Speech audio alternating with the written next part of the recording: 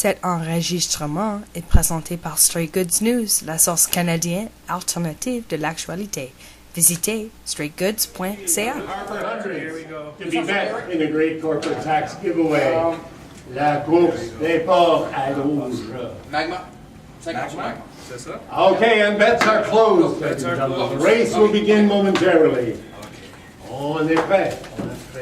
And the call to the post. And they're getting ready. And they're off. Here on the PQ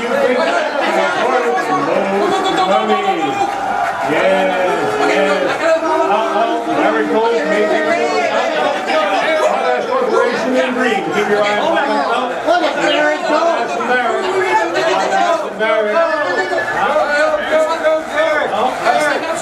Magnus having a little trouble going in a straight line. There's as usual at plate. Air Canada was struggling. Potash is making the move.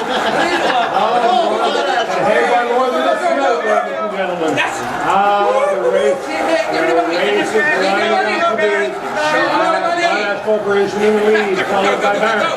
And Collins What's my commission on that? Go ahead. 10%. No. Not even close. Potash is making the move. Potash is heading for the trough. More taxes.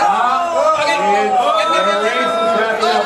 And in number one, heading to the trough.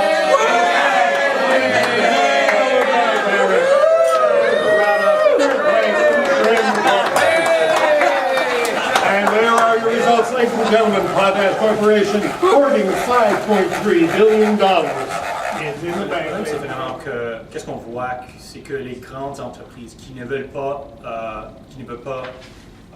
utiliser cet argent-là pour créer des emplois, pour acheter des machines pour leurs usines, c'est eux qui reçoivent la majorité de cet argent quand ça vient aux coupures. Et c'est vrai que si on avait des policiers qui étaient un peu plus ciblés, si c'était pour les petites entreprises par exemple, ou si c'était connecté avec, pour que tu fais quelque chose, il y a un incentive pour faire quelque chose, et si tu achètes quelque chose, tu reçois un coupure dans ton impôt. C'est là vraiment où peut-être il y aura plus de bien sûr, le coût serait beaucoup plus bas pour les coupures d'impôts, et peut-être on verra beaucoup plus d'actions dans les zones qu'on veut voir. Okay.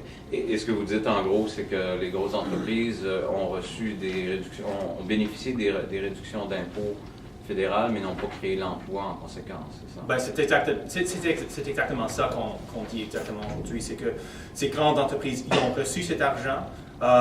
Les gouvernements ont dit oui. Dans l'année 2000, les gouvernements du Canada ont dit bien sûr, les entreprises, on va couper votre taux d'impôt au niveau fédéral de 28% jusqu'à 15%. On a coupé en deux. Mais c'est à vous de prendre cet argent et de l'investir dans l'économie, de l'investir dans vos usines, dans vos services. Alors les gouvernements ont fait leur partie, mais c'est plutôt les corporations, eux autres, qui n'ont pas investi cet argent-là. Alors maintenant, c'est le temps de réfléchir sur ces décisions-là. Et est-ce qu'ils sont vraiment corrects ou est-ce que c'est le temps maintenant à changer ces décisions-là?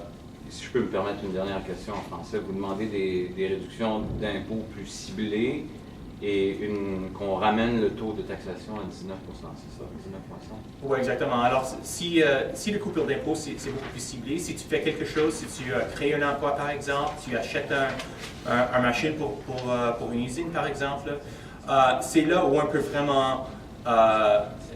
les coupures d'impôt achètent quelque chose de réel dans l'économie. Et ce n'est pas une théorie de peut-être les corporations vont dépenser cet argent-là dans la manière qu'on pense, ou peut-être qu'ils vont l'épargner cet argent-là. Mais c'est plutôt si c'est ciblé contre quelque chose de réel dans l'économie, ça va être beaucoup moins cher sur un côté, sur l'autre côté, ça va être beaucoup plus effectif.